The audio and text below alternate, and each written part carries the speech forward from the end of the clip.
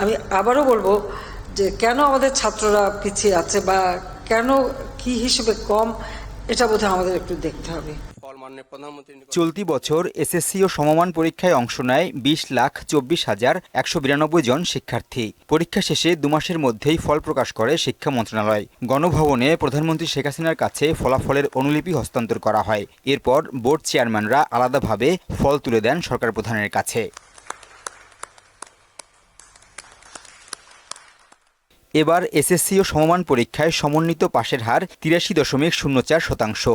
ছাত্রদের পাশের হার 81.57 এবং ছাত্রীদের 84.47%।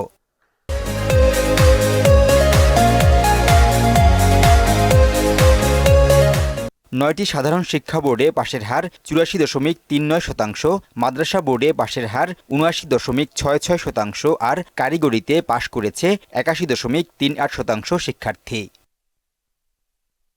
ফল হস্তান্তর অনুষ্ঠানে প্রধানমন্ত্রী শেখ হাসিনা বলেন, শিক্ষা ব্যবস্থাকে যুগোপযোগী করতে কাজ করছে সরকার।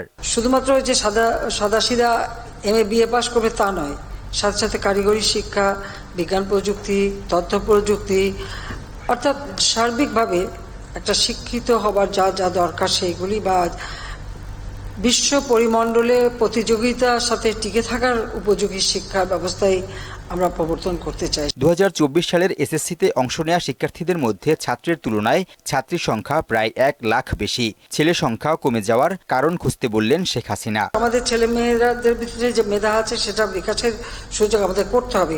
আমি আবারও বলবো যে কেন আমাদের ছাত্ররা পিছিয়ে আছে বা কেন কি হিসেবে কম, এটা বোধহয় আমাদের একটু দেখতে হবে।